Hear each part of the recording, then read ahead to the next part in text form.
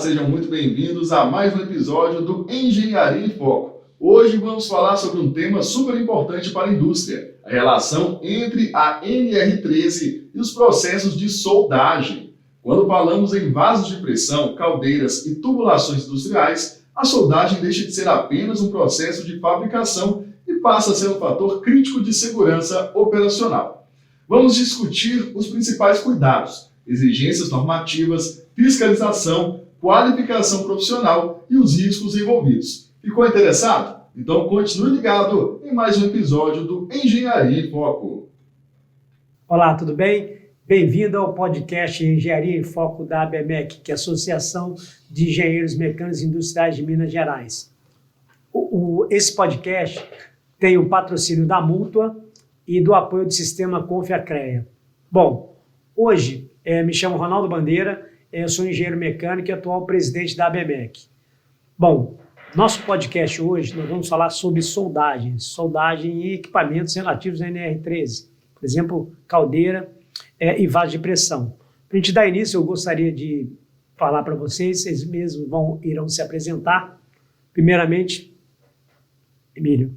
Meu nome é Luiz Emílio, eu sou diretor e RT da empresa Asman Caldeiras, já com 28 anos de mercado, envolvido com projeto, com fabricação, com manutenção, instalação, enfim, tudo que envolve os equipamentos da NR13.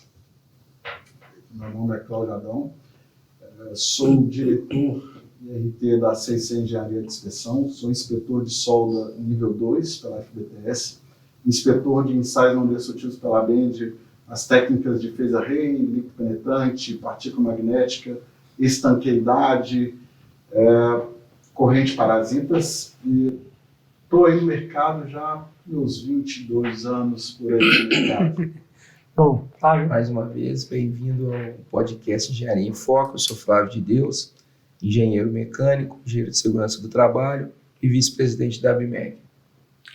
Bom, para a gente dar início, Emílio, eu gostaria de você colocasse para a gente, como eu falei, em relação à NR13, que nosso específico aqui é soldagem, vaso de pressão e caldeira. Antes que você falasse só um pouco sobre a NR13. Tá. A NR13, como já se sabe, ela trata da operação, né, da segurança operacional de caldeiras, de vasos de pressão, tubulações, as suas tubulações e tanques metálicos de armazenamento. Né? No tocante à solda, né, antes eu quero chamar a atenção com respeito quais os equipamentos que enquadram ou não enquadram na NR13. Então, mesmo quando não se aplica alguns equipamentos pressurizados NR13, a NR13 não descarta a inspeção deste equipamento, ok? Então, aí que entra dentro da inspeção a tratativa da união soldada, que são os pontos mais críticos do equipamento. Entendi. Mas antes de a gente iniciar aqui, Cláudio Adão, gostaria que você falasse, um proprietário comprou uma caldeira nova, veio de fábrica. Mas antes dessa caldeira chegar na indústria, ela foi fabricada. Antes de a gente começar a falar sobre a vida útil dela, gostaria que você analisasse essa parte da solda, assim, falasse para a gente como é que é a soldagem, o que realmente deve ser observado, lá no início, quando está ainda na fabricação, as normas pertinentes, as qualificações dos profissionais e a documentação pertinente que deve acompanhar, obviamente, a caldeira quando chegar ao proprietário. A gente fala de caldeira, né? Vasos, tanques, tubulações, a gente primeiro entende que são equipamentos que sofrem vários ciclos na sua vida. Né? Então, pressão, altas temperaturas, e aí a gente entende que a solda ela não é mais só um item de produção. Ela também vira um item também de segurança do equipamento e segurança de vida. Lembrando desse item de segurança, a ASME, ela tem um capítulo só falando de solda, que é a ASME 9. A ASME 9 hoje, ela vai nos falar de todo o processo de operação da solda. Ela vai nos trazer como tem que ser a solda, como vai trazer um procedimento de soldagem que tem que ser feito, vai trazer a qualificação do soldador. Então, o primeiro ponto para a gente avaliar nesse ponto, uma empresa, um fabricante de caldeiras, ou de vasos, ou de tanques, se ele está primeiro com um procedimento válido. Então, o que a gente seria esse procedimento válido? Qual que é a solda que ele vai fazer? Ele vai aplicar um arco submerso, vai aplicar um arame tubular, um processo MIG-MAG. Ele tem que ter um procedimento de soldagem. Esse procedimento de soldagem vai vir acompanhado com uma RQPS, que é onde fala todos os ensaios e todos os parâmetros para aquela soldagem. E ali, a partir dessa RQPS, vai ser gerada uma EPS, com todos os possíveis parâmetros.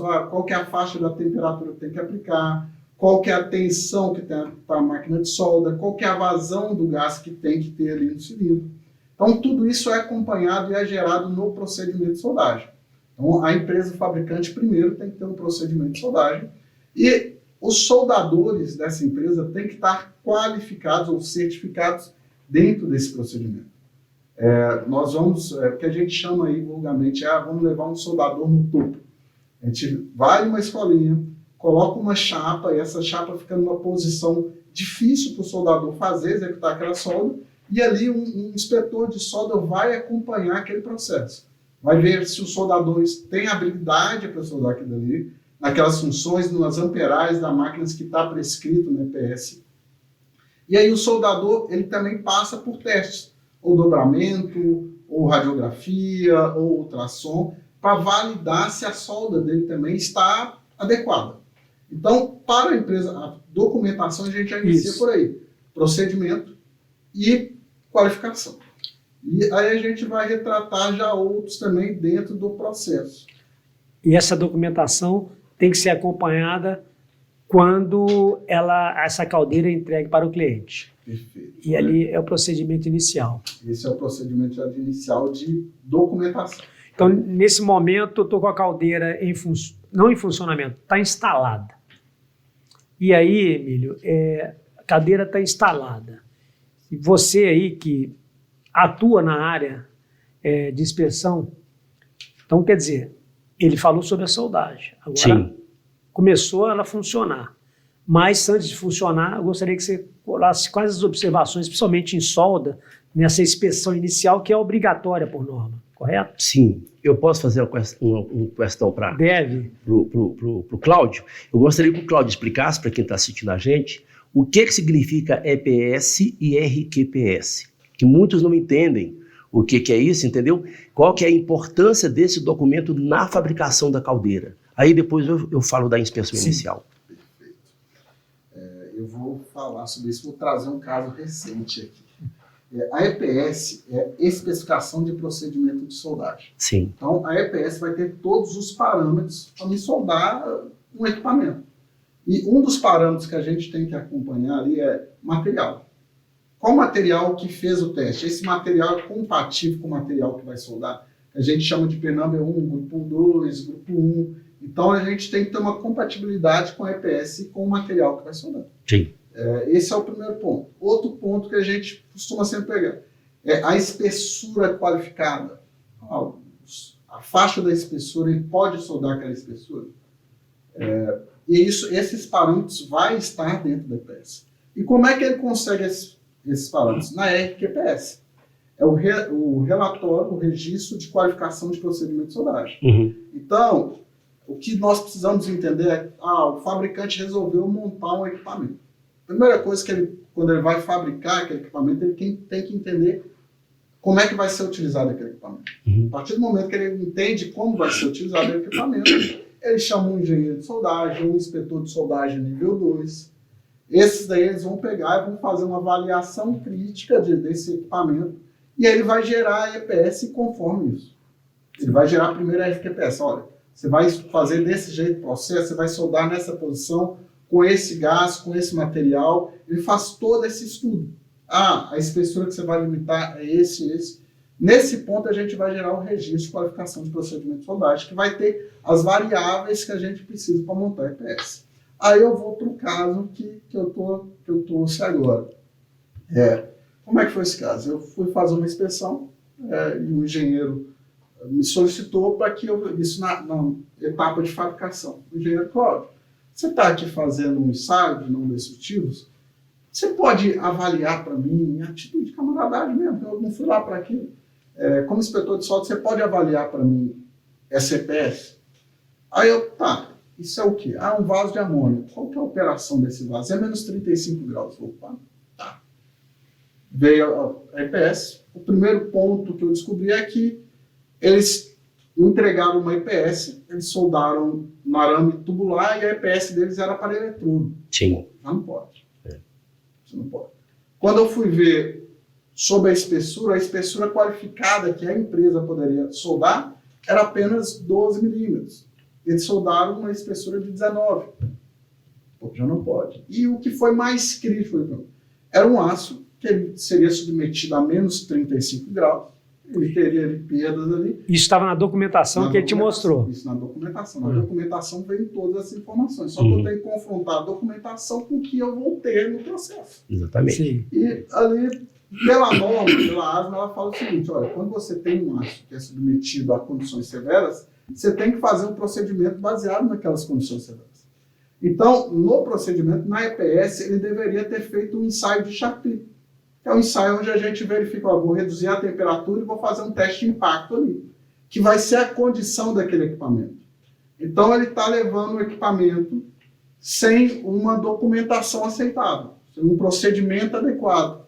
Será realmente que aquela solda e aquele material vai suportar a utilização daquele equipamento com menos 35 graus, quando ele não foi submetido a testes antes? Então, esse é o ponto que a gente faz uma RQPS, uma EPS. Sim. Agora falando da inspeção inicial. A caldeira está pronta, vai ser ligada e foi entregue aí para a sua inspeção inicial. Isso, o proprietário recebeu essa caldeira, já instalou essa caldeira. Isso. E contrata um inspetor para fazer a inspeção inicial dessa caldeira. Então, de acordo com a NR13, são muitos pontos que têm que ser verificados para você checar essa caldeira.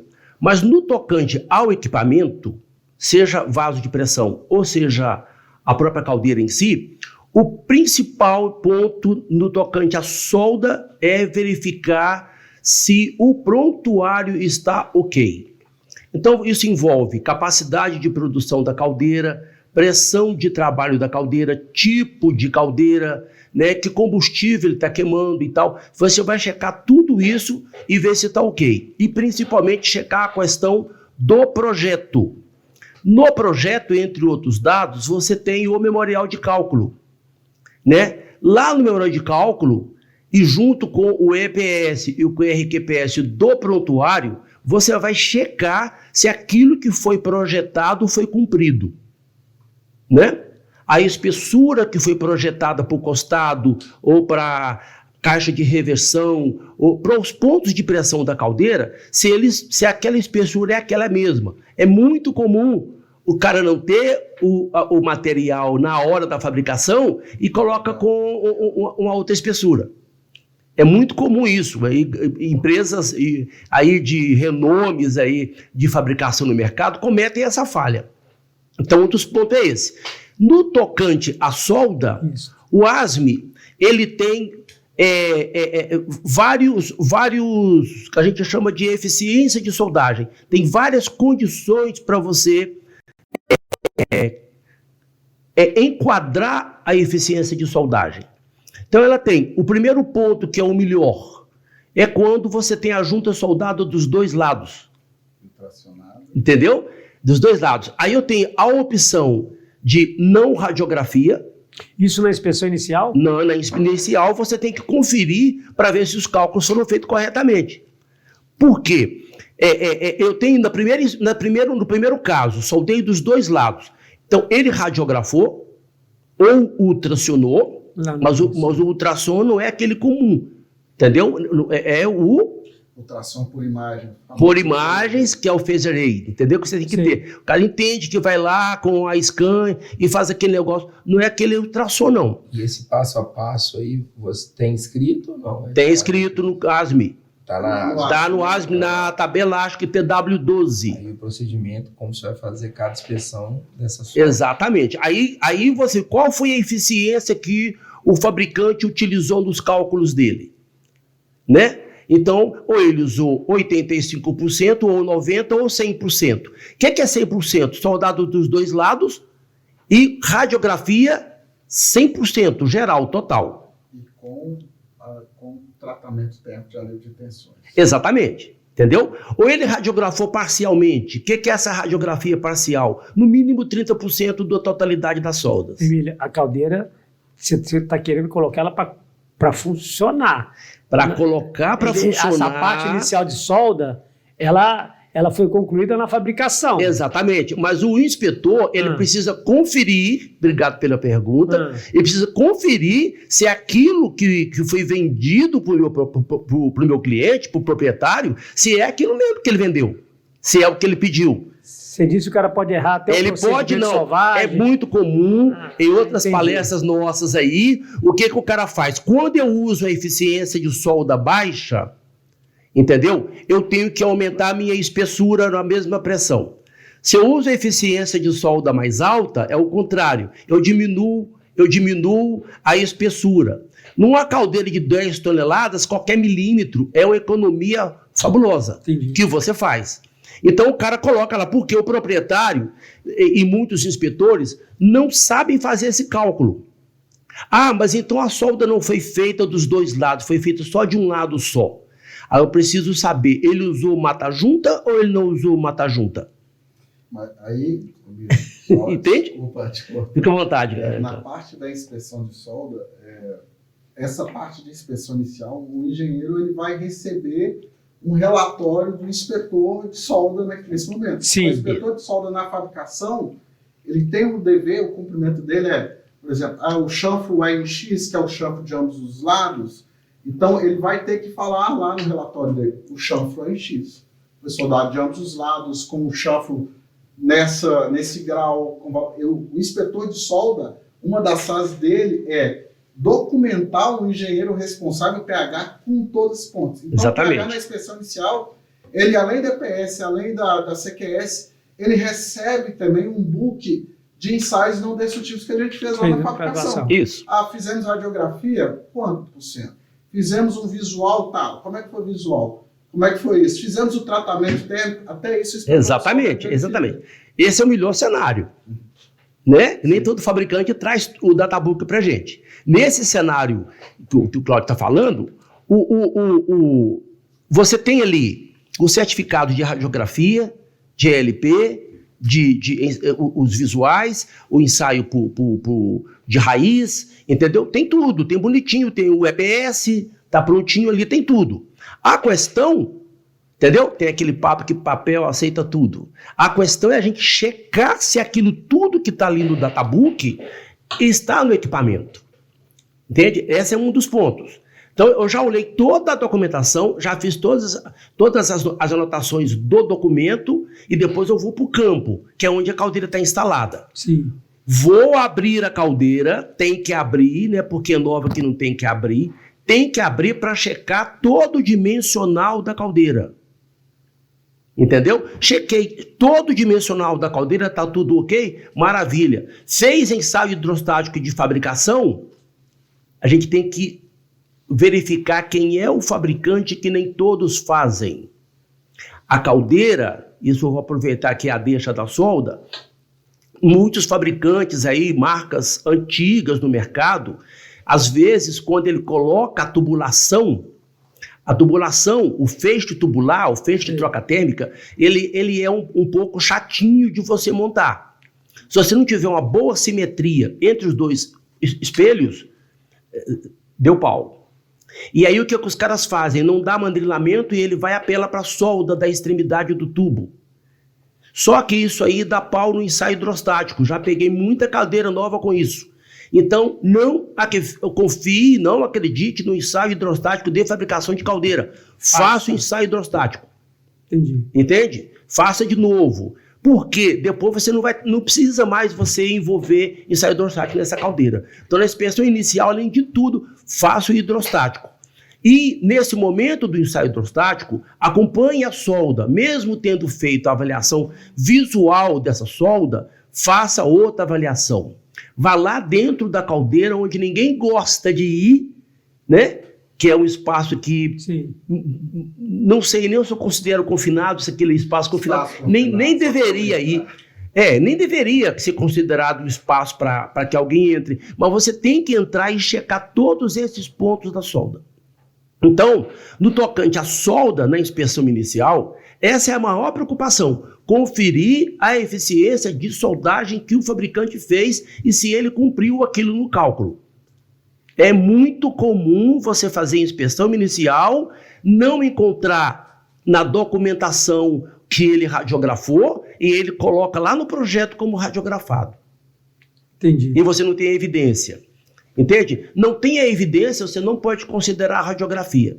Ou ele fez a ultrassonografia de uma forma que não é a que o ASME exige, e ele considera lá 100% porque eu ultrassonei toda a solda. Dependendo da ultrassonografia que ele utilizou, não é válido. Isso aí, o que acontece? Você não pode mudar a espessura da chapa, ela já está lá. Você tem que diminuir a pressão. Aí não atende o processo. Mas se tudo estiver correta, você vai manter e vai ligá-la na temperatura Sim.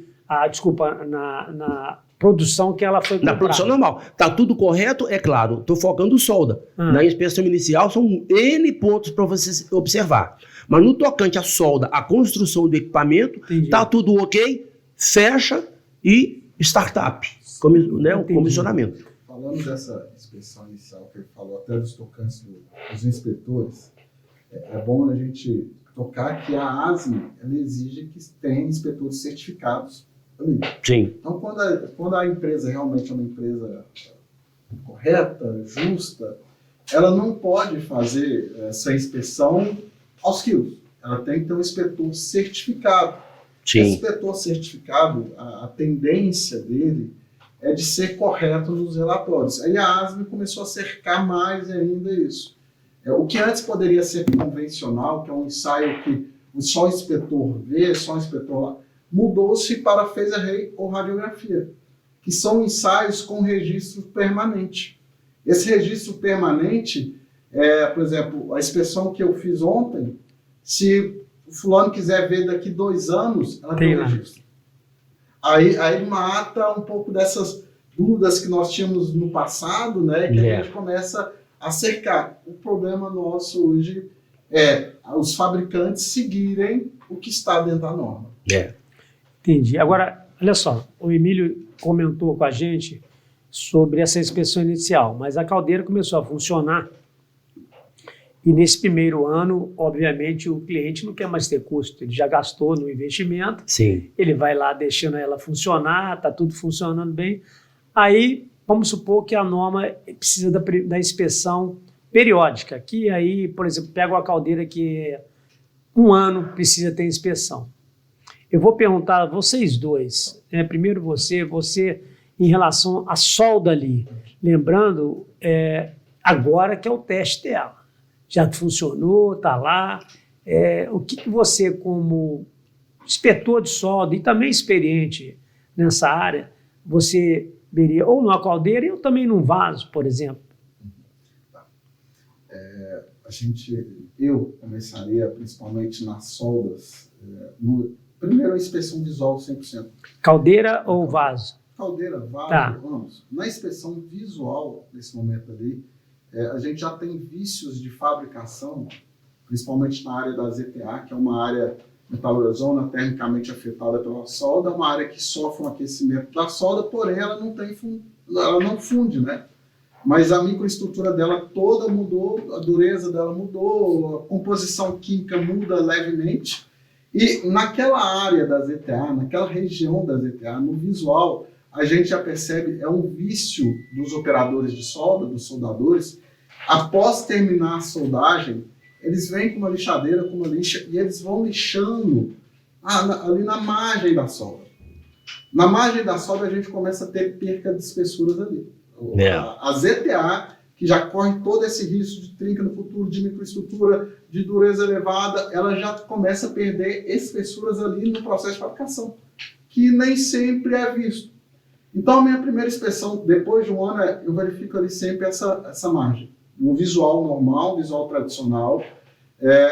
se existem mordeduras, principalmente as mordeduras que são leves, que nem toda mordedura é defeito, tá? A mordedura, ela é uma descontinuidade permitida pela norma, e como toda descontinuidade, a gente tem que ir avaliando ela com o tempo, para ela não gerar um problema no futuro. Então, se existem mordeduras ali naquele ponto, eu já faço uma inspeção ali, uma partícula magnética, ou se eu tiver uma limpeza 100%, que eu não indico tanto, mas o pessoal sempre faz o LP, tá? Na solda, eu faço um ensaio volumétrico novamente, porque a solda é onde que ela sofre a corrosão mais severa para ali. Justamente porque ela sofreu todo o parâmetro. Eu tenho 3 tipos de áreas ali diferentes. Eu tenho metal de base, zona fundida e ZTA. Sim. Cada uma delas ali tem uma microestrutura diferente, uma dureza diferente, uma composição química levemente diferente, mas tem... E aquela área da solda é onde as corrosões ali do produto da caldeira... A caldeira eu vou trabalhar com sais, água contaminada, outros parâmetros ali que vai correr ali mais ali e o hidrogênio que vai entrar.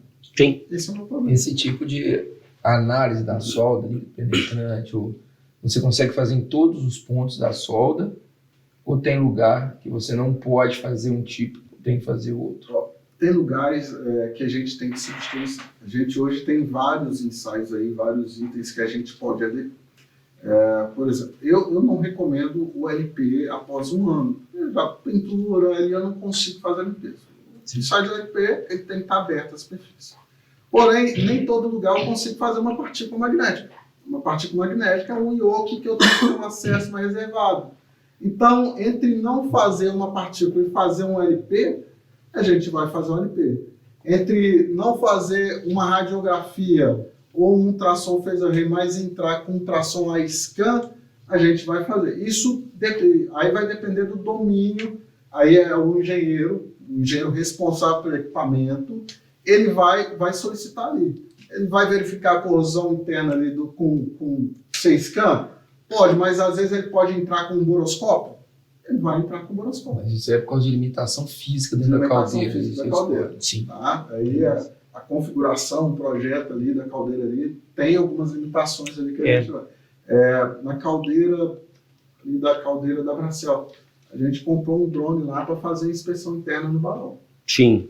Então, é algo que a tecnologia hoje também vem nos ajudar também bastante para isso. Vai muito também do tipo de caldeira, viu Bandeira? A caldeira aquatubular, como ele falou da Bracel, que é uma caldeira, é uma outra concepção de caldeira, né? Eu sempre chamo a atenção para a flama tubular, em especial quando ela queima combustível líquido ou gasoso. Isso é pior para ficar útil dos pontos? Exatamente. Porque em função da agressividade? Isto. O contato e a proximidade da chama de combustão com o metal é muito pequena. E às vezes, dependendo da falha de combustão, a chama de combustão pode incidir com o metal, o que não deve. Ele não consegue ter essa refrigeração a ponto de compensar esse ΔT aí. Então, o importante, como a gente tem uma família de caldeiras flamotubulares bem maiores que aquatubulares, né? Então a gente vai focar na questão da flama tubular que queima combustível líquido ou gasoso.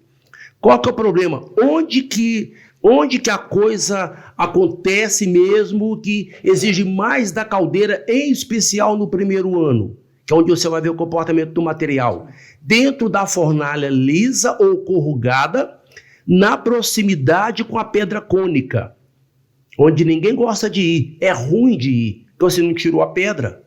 Então você tem que entrar pela caixa de reversão, caminhar, você não cabe em pé, você tem que ir rastejando, tem que caminhar até lá o ponto, entendeu? E mais ou menos numa distância de 500 a 600 milímetros da pedra é onde você vai ver, costuma o gás deixar a marca dele lá. Você vai lá olhar e ver a coloração desse material. Mas já na primeira. É importante você ver, porque você pode precisar de ajustagem de combustão, entendeu? Você pode ter falhas de tratamento de água logo no primeiro ano. Muita coisa que vai afetar a solda. Aonde que a solda fica mais comprometida nesse tipo de caldeira? Nas soldas da própria fornalha lisa ou corrugada, Ali você pode ter as soldas longitudinais e soldas circunferenciais. E a solda entre fornalha e espelho traseiro da caixa de reversão, que é quando você faz a reversão dos gases quentes. Ali a reversão é 180 graus, por conta do ventilador. Ele é forçado a entrar ali. Naquela região, essa solda é a solda das soldas que mais sofre, é porque ela tem um impacto constante de gases quentes. Mas é visual só, que você vai ver ali. Visual. Mas o que você pode encontrar nessa solda visualmente ali, que a iluminação já não é das melhores. Tem que estar boa. Você tem que entrar com o LED lá dentro, lanterna potente, não pode ser ruim não. E com lupa, de 30 vezes, entendi. Entendeu? Aí você pode encontrar trincas superficiais que não existiam na sua inspeção inicial que você fez, entende? Já é um ponto, e principalmente coloração. Quando incide, normalmente essas caldeiras são fabricadas com a STM 285 ou com o 516 do grau 60 ou 70. Esses dois materiais, quando submetidos a excesso de calor, eles ficam avermelhados. Então você olha todo o restante da caldeira, dentro dela onde você tem gases, a coloração está normal. Mas naquele ponto ali da reversão de gases ou de incidência, possível incidência de chama, ele ficou avermelhado. Esse é um ponto que você vai definir outro ensaio, talvez, ali daquele ponto. Ou fazer uma metalografia, né? Para verificar, ou simples IP, enfim. Então, por isso que eu falo. No primeiro ponto aí, a gente vai avaliar essas microtrincas. Exatamente. Essas microtrincas, a gente está falando da área de ZTA e da margem da solda. Exatamente. Não do espelho em si. E essa microtrinca, você vai fazer análise só visual? Você vai usar algum aparelho para fazer? Além do visual, uma partícula magnética. Não, mas, por exemplo, no visual, você vai usar uma lupa? Uma lupa? Às vezes, aí depende. Dependendo da situação ali, você vai passar a acompanhar aquela trinca na próxima inspeção. Dependendo do que você viu ali, deixa eu avaliar, porque não é um bom sinal. No primeiro ano de vida, me apareceu uma trinca que não existia. A gente vê que é muito tecnicamente a coisa, né? Existe, como é que está a questão da mão de obra no mercado para solda especial para caldeira? Existe o mercado, como é que é desse inspetor de soldagem para o cara se aprofundar mais, se quiser chegar? O que você recomendaria? Primeiro, aqui no Brasil, a gente tem duas certificadoras de inspetor de solda hoje, tá? Que é a FBTS, a Federação Brasileira de Tecnologia de Soldagem, que é o órgão mais antigo que nós temos aí, desde 1980, se eu não me falha a memória, né? E em 2020 foi criada a FIJAN. A FIJAN é um órgão do Senai, no Rio, tá?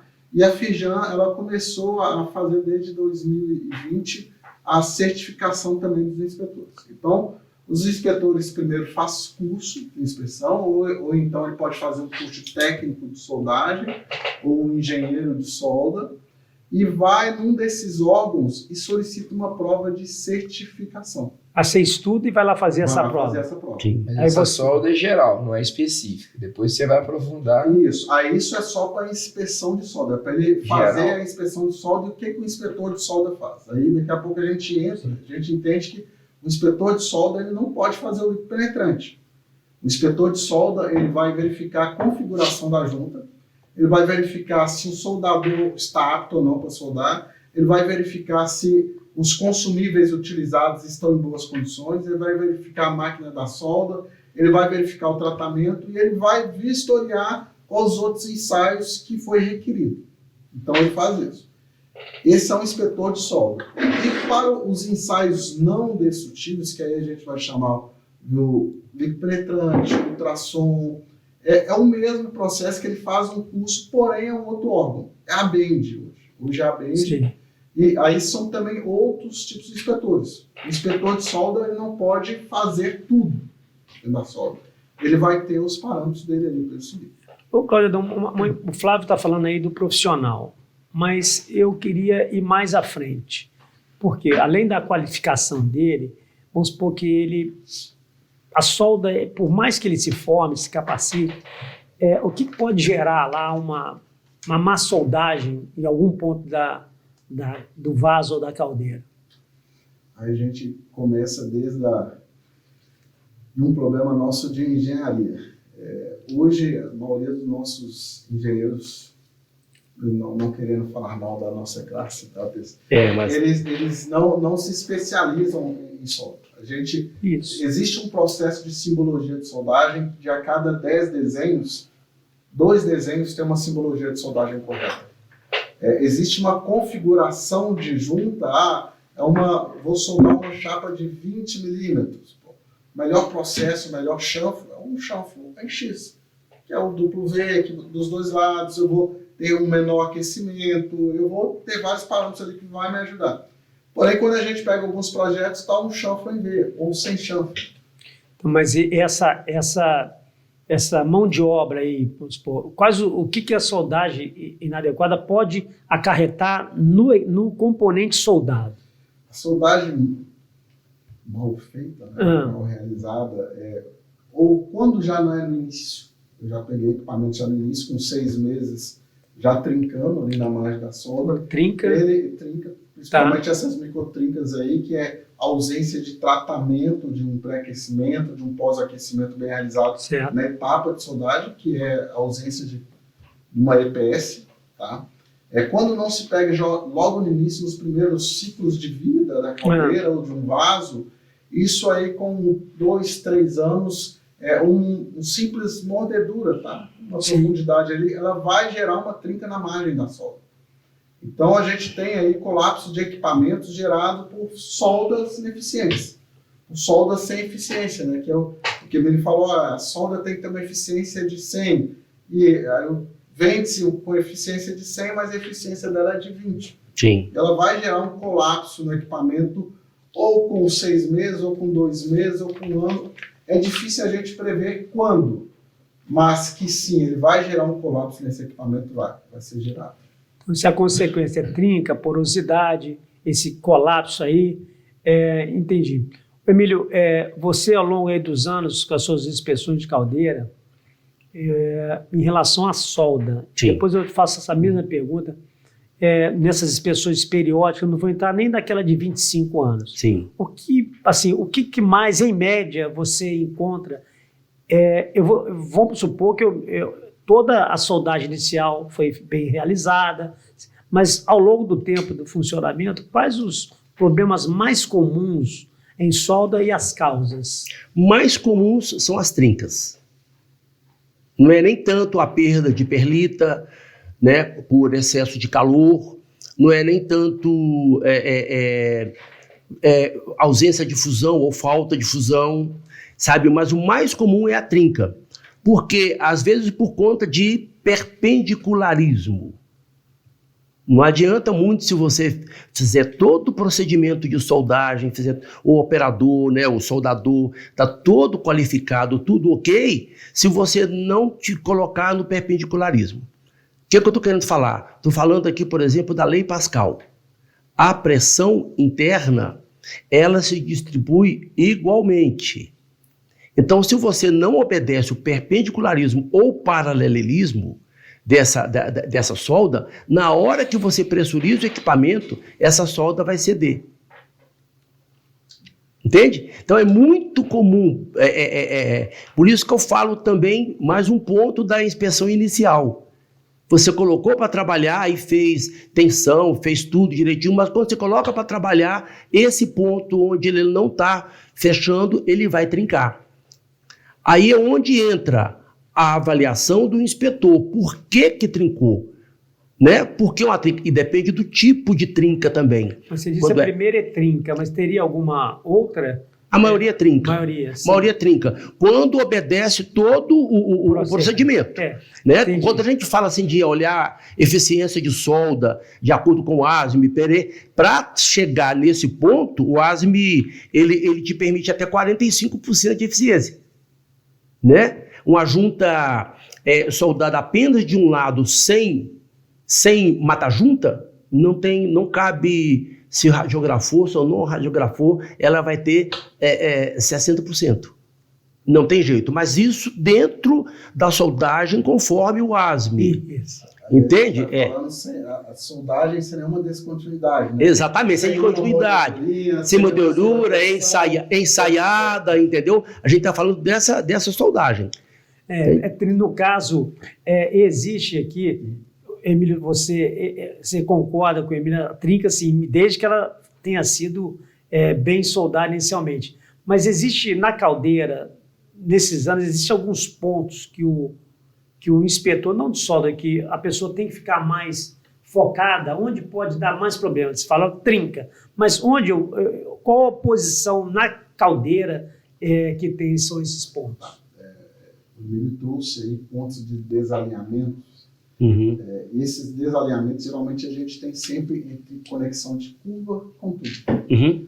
Geralmente, a curva está ali com um diâmetro diferente do tubo, e sempre vem. Infelizmente, é algo que os fabricantes não conseguem.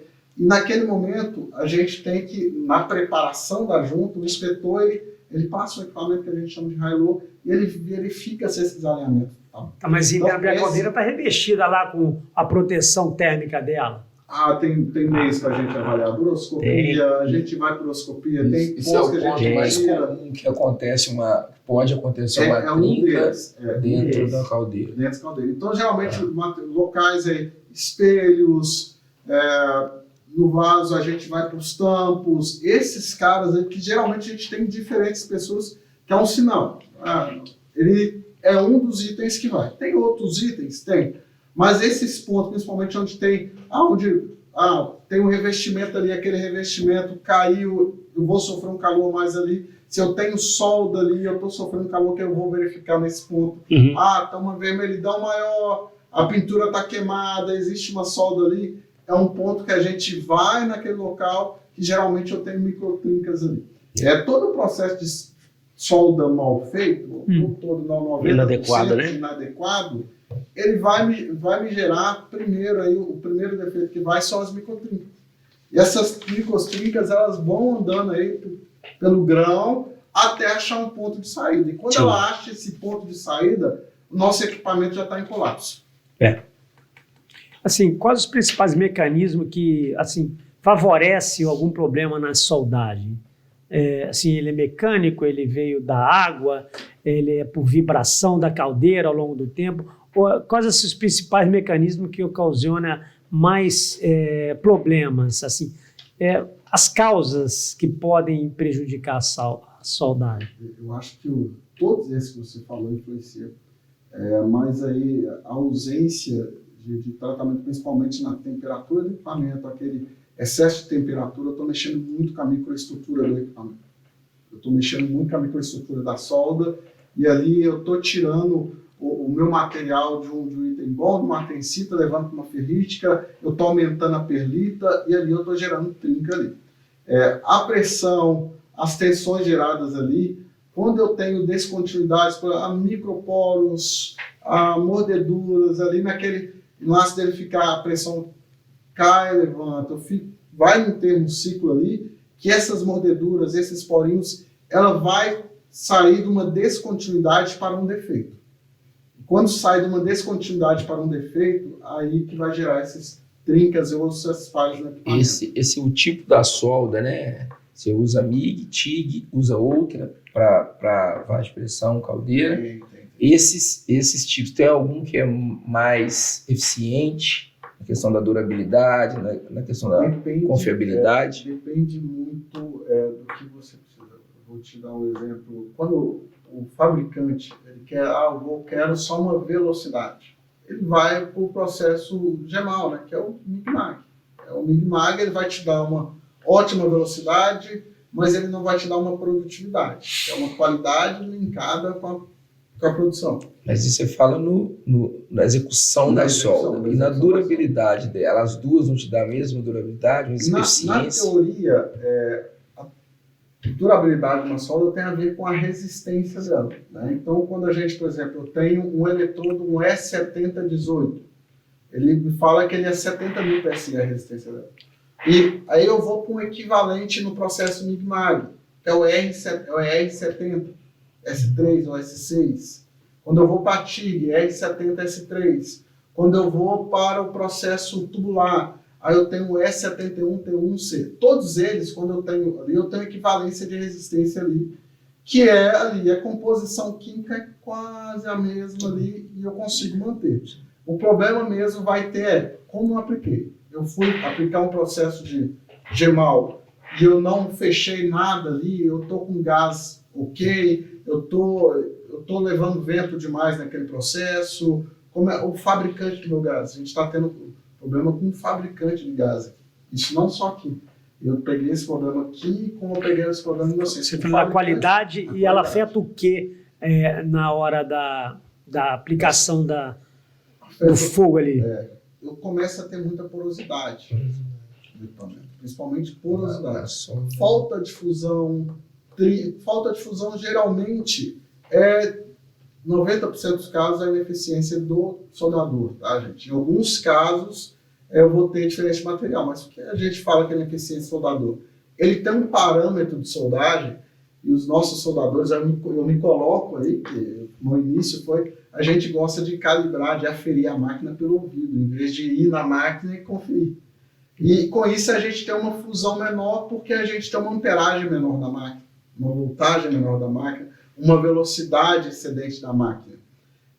Então, o processo de qualidade vai depender de vários fatores. A MIG pode ser o gás ineficiente, esses dois pontos que a gente foi. Eu estava em Alpinópolis semana passada porque o meu cliente, Cláudio, eu soldo com esse gás e está me dando poro, eu soldo com gás B, não dá poro. A gente fez lá, fez ultrassom, fez radiografia em tudo, e o gás do cara estava ruim. Entendi. Ô Emílio, existe assim erros operacionais do cliente lá na aplicação que pode afetar a soldagem? Diversos. O mais comum é você ter a caldeira de stand-by, que você deixa a caldeira fria ali um tempão, entende? Aí depois você coloca para operar e para a outra. Então, esfria a outra. Esse ciclo se esfria, esquenta, isso não é bom para a caldeira. O que é recomendável neste caso? É você procurar manter a água morna.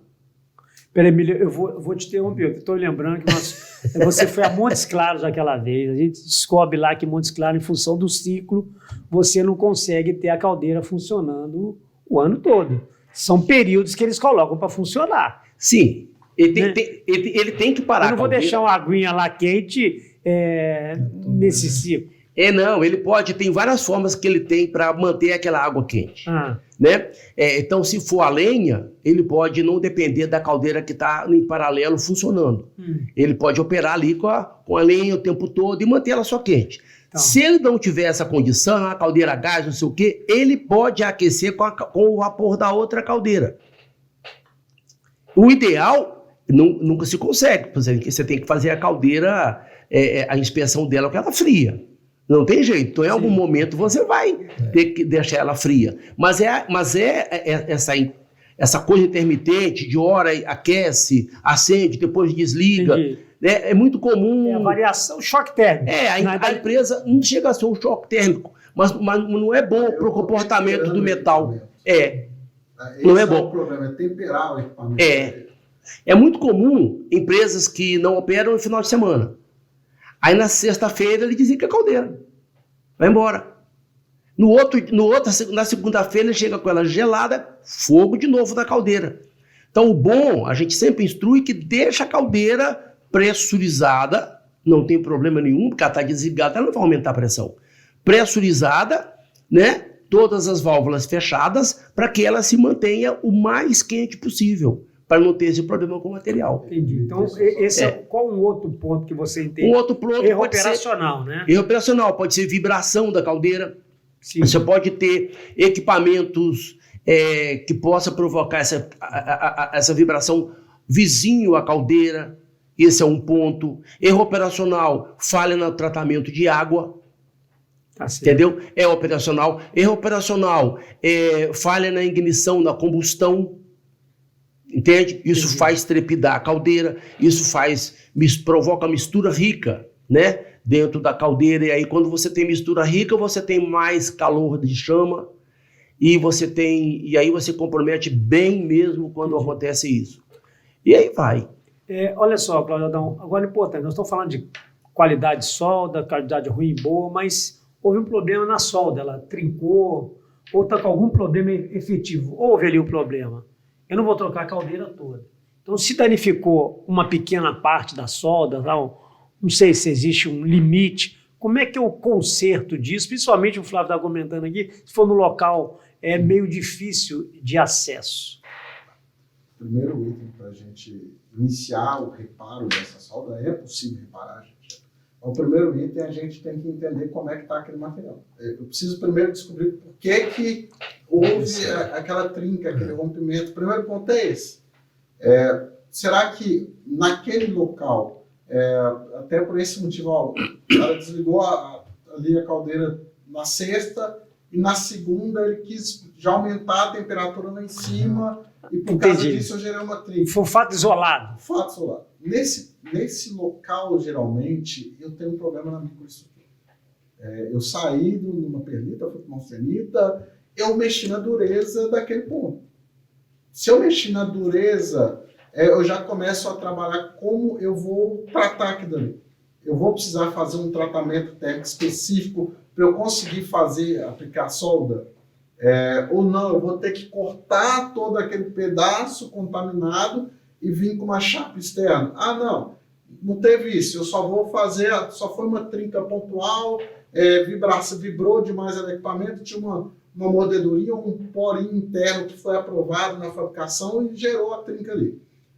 Então é só um reparo. Então o reparo ali, a partir desse momento que eu identifiquei que eu fiz uma dureza, que eu fiz uma réplica metalográfica, que eu vi que toda a estrutura está boa, identifiquei o material, eu vou procurar um material, um consumível de solda que seja compatível com aquilo. Tá? E ali eu vou ter que fazer um procedimento de soldagem específico para recuperação. Exatamente. Bem simulando qual que é a posição de soldagem que está. Ficou numa posição ruim, que eu preciso estar sobre a cabeça. Então, o operador vai soldar ali na sobrecabeça. Eu faço um processo de soldagem, um procedimento de soldagem simulando aquele parâmetro.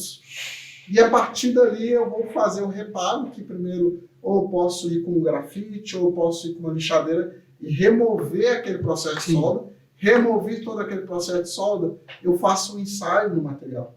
Eu faço um LP, uma partícula, para ver se o material não tem trinca nenhuma. A partir daquele momento, eu vou aplicando os parâmetros do procedimento de soldagem. Se tem um pré-aquecimento, eu tenho que colocar. Se tem um controle de temperatura, se tem um tratamento térmico posterior, também tem que aplicar. Ô Emílio, eu gostaria que você falasse assim, o que você, para evitar, baseado na solda, ao longo do tempo, então quer dizer, para eu ganhar a vida útil na solda, é fazer justamente ao contrário do que você falou. Sim. Não ter vibração do lado, então seria, o que você aconselharia para evitar essas partes todas de não ter problema com o sólido? Principalmente, eu vejo, vocês falam sempre, água. Mas parece que a água parece ser o pior de todos, as pessoas não fazem o tratamento, a norma, eu vejo dessas reportagens que a norma não obriga, seria bom, né? Não sei como é que eu uso o termo, né? Pode-se fazer Então, a água, quais os pontos que você faria para o seu cliente para ele não ter problema com soldagem? A ausência de tratamento de água ou um programa de tratamento deficiente, ele não vai focar só solda, né? A gente está falando aqui porque o assunto é solda, mas você pode ter, às vezes, um tratamento deficiente, chato falar isso, mas às vezes um tratamento deficiente é pior do que você não ter, né? Porque você vai ter altas concentrações de sais ali dentro, entende? Um risco também, uma operação bastante delicada também é quando o colega do tratamento de água faz a limpeza química. A né? limpeza química, Ela é muito lá no cara. tratamento. No tratamento. Ele sempre faz a limpeza química quando o tratamento dele foi deficiente. Eu falo isso porque eu não gosto de poupar ninguém, não. O pessoal que... Tem muitas empresas que tratam água de caldeiras e que elas provocam um tratamento deficiente para provocar alta concentração de lama e de sais e de incrustação na caldeira, para ele vender o tratamento de água, para vender o tratamento químico, que é muito caro. Você tem que entrar com produtos específicos para você quebrar material duro que está incrustado, né? É muito caro isso. Ele vende isso. Isto acontece. É a parte da inspeção que o inspetor tem que olhar, entendeu? Checar o tratamento de água, como que está fazendo. Então ele faz o tratamento, vai fazer a limpeza química da caldeira. Essa limpeza química, dependendo do grau de incrustação, você tem que deixar essa caldeira parada 3, 4 dias, rodando ali só com aquele tratamento. E aí eles usam muita soda para fazer essa limpeza, e a soda, todo mundo sabe que ela não é muito amiga do aço carbono, não. Então, ela costuma acumular em cantos vivos, né? E inclui a solda. Quando eu falo de cantos vivos, você tem ali uma união, por exemplo, da fornalha lisa com o espelho da caldeira. E a gente tem uma penetração na solda que é onde acumula essa solda. Geralmente, quando faz essas limpezas químicas com sal, aquele ponto da penetração, que a gente preocupa com a penetração excessiva, ela retém esse sódio ali. Exatamente. E é um ponto sensível da caldeira onde você soldou. Entendi. Entende? Você tem uma alteração da formação cristalográfica do aço naquele ponto ali. É um ponto suscetível de entrar em um processo de corrosão mais rápido. Então, são vários procedimentos que você tem que ter para evitar esse comprometimento de solda e do restante das partes de pressão da caldeira. A água, quando não é bem tratada, principalmente quando ela tem resíduos químicos ali, que ela fica na parte da solda, principalmente penetração excessiva ou falta de fusão, que vai gerar os cantos vivos na raiz da solda. Isso. E a solda, por ter uma composição química, dureza tudo diferente ali, é o primeiro ponto a receber um processo corrosivo mais agressivo. Exatamente. Bom, o nosso episódio de Engenharia em Foco está chegando ao fim. Eu gostaria, Emílio, se você fizesse aí seus agradecimentos. Eu gostaria que a gente falasse um pouquinho. Não vai me chamar mais. Não vai me chamar mais. Falar um pouquinho da avaliação de integridade, mesmo que seja rápido. Fique à vontade, Emílio. Porque há uma queixa. A integridade ao longo da vida dessa. Isso, em especial do Ministério do Trabalho, eles têm uma queixa sobre o que os colegas fazem na avaliação de integridade. Tanto faz de vaso de pressão como de caldeiras. O nosso colega vai lá e faz um LPE das soldas, uma medida de espessura que ele pensa que a caldeira perde espessura todo ano, ele vai lá, faz aquilo ali e lauda, dando mais X anos. Sim. Né? Então, eu vou explorar aqui o nosso especialista, o Cláudio, para falar para a gente, dentro de um equipamento, considerando que o equipamento trabalhou, vamos colocar aí com o combustível mais agressivo, que tem uma temperatura mais alta, ou um gás biometano, né? ou um gás GLP, né? que tem um poder calorífico maior e uma temperatura de chama maior. Considerando que essa caldeira trabalhou 25 e às vezes 30, às vezes 40 anos, né? Quais são os ensaios mínimos que o colega tem que envolver na avaliação de integridade? Eu consigo pensar nos 10. Nos 10? Mas vamos falar do mínimo, o básico, aquele que é indispensável. Primeiro, réplica metalográfica. Segundo, dureza. Eu preciso avaliar a microestrutura, principalmente que sofreu um aquecimento ali ao longo do período, eu preciso avaliar a microestrutura. E uma coisa, quando eu avalio, o pessoal, quando eu avalio a microestrutura, eu tenho que ver como é que está formando aqueles grãos. Uhum. Qual função que ele está? um perlita, ele foi para martensita, ali eu já consigo começar a avaliar como é que está a incrustação daqueles grãos, como é que ele se comportou e como é que ele vai comportar para frente. A dureza é só para verificar realmente, ou melhor, para verificar se não teve uma resistência alterada, que é importantíssimo. Então. Ultrassom, e aí eu não falo do medidor de espessura, eu falo realmente de técnicas avançadas. Sim. Vou entrar com phaser-ray, principalmente phaser-ray em solda, porque eu já quero começar a ter registro dessas soldas. Exatamente. Eu quero ter um registro e não por falta de não confiar na minha classe de inspetores, porém quando eu tenho um registro e coloco isso num book com imagens, olha, essa solda está perfeita, isso vira outra coisa. Isso até para a gente ter isso por anos é outra história. Não posso um phaser-ray? Radiografia é complicado. Radiografia eu tenho que tirar no campo é complicado. Área, é muito complicado. O phaser-ray, a técnica de phaser-ray é melhor hoje. LP, eu não faço. Todo mundo gosta de LP. Muito gosta. Ele é fácil, ele é mais baratinho. Entendeu? O LP, todo mundo fala. O LP, ele é um ensaio que ele requer uma limpeza de excelência.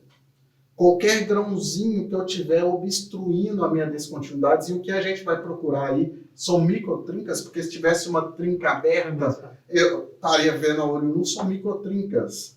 Microtrincas eu só vou pegar quando eu faço a técnica de LP fluorescente. Melhor técnica para isso. O LP convencional que todo mundo faz, eu acho, cara, você achou com muita sorte. Porque se tiver uma sujeirinha, você não acha. Substituir LP por partícula magnética. O ensaio de Yoker é um ensaio subsuperficial. Ele é um ensaio que, além de identificar as descontinuidades abertas à superfície, o que não está aberto à superfície está até 3. Tem equipamentos aí hoje mais tecnológicos que até 5 milímetros está pegando abaixo da superfície. Então eu estou conseguindo fazer. E aí é interessante de um ensaio complementar o outro, porque a técnica de ultrassom tem um tal que a gente chama de campo morto, ou tecnicamente campo próximo, que até 3 milímetros é difícil de eu identificar defeitos. Aí eu tenho que usar técnicas variadas para eu identificar defeitos superficiais. A partícula magnética ele já complementa esse ensaio. Eu já venho complementando esse ensaio. Então, esses ensaios que eu falei, para mim é o principal. E, claro, o visual bem feito, com uma boa linha, com padrões aí bem aplicados. E o visual, apesar que todo mundo acha que é uma técnica simples, é uma técnica que requer experiência e técnica. Exatamente. Eu, como na área da mecânica, eu comprei uma casa recentemente e para mim estava tudo maravilhoso. Meu irmão se viu, isso está errado. É porque eu não tenho essa técnica, eu não fui treinado para isso. Então, alguém para fazer uma inspeção visual, ele tem que saber o que ele procura. Ele tem que, olha, isso para mim é ruim, isso daí pode me gerar um problema. Essa técnica é a primeira técnica e é o que vai definir os outros. Então, em resumo, na avaliação de integridade no tocante à solda, você precisa fazer a avaliação visual, a partícula magnética, o ultrassom, preferencialmente phaser-ray, né? E a avaliação metalográfica.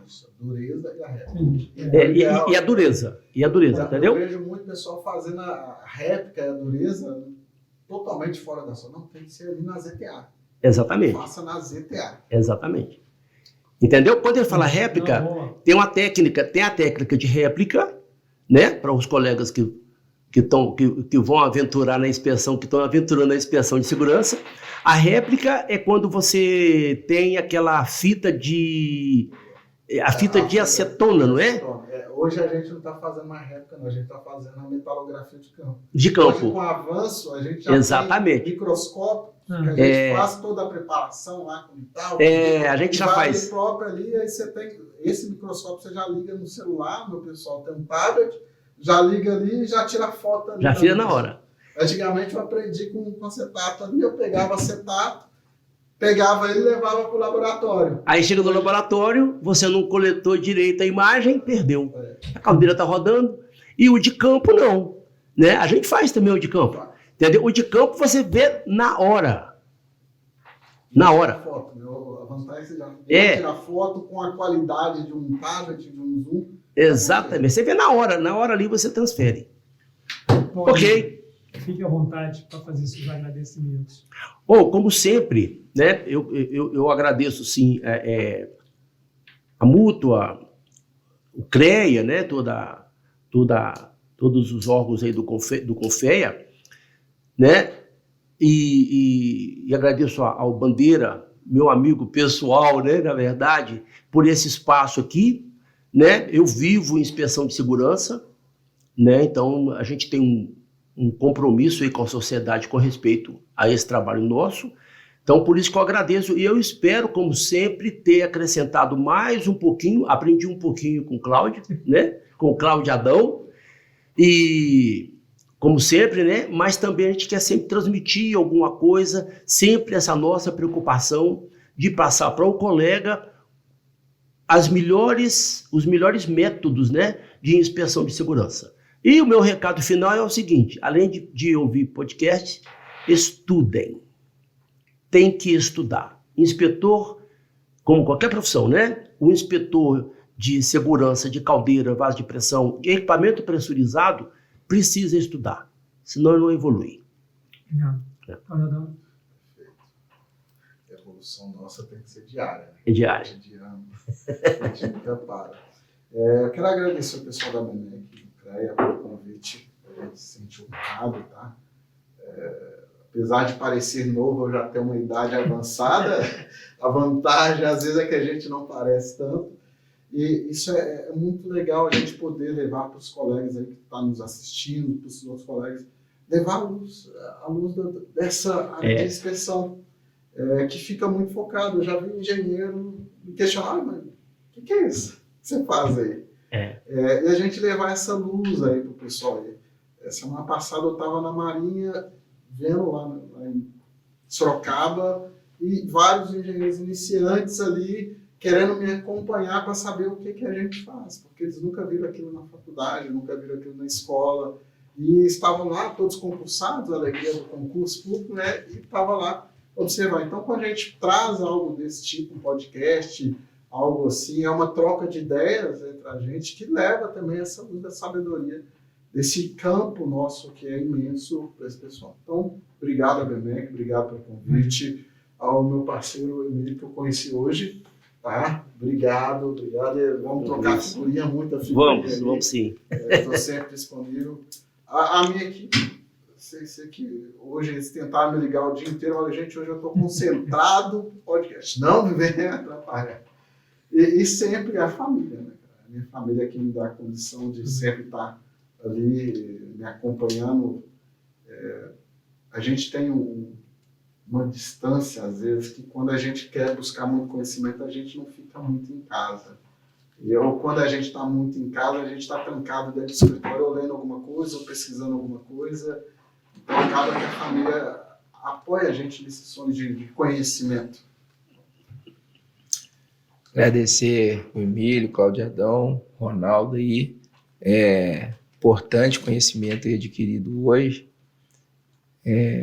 Foi esclarecedor, foi bacana mesmo, tá?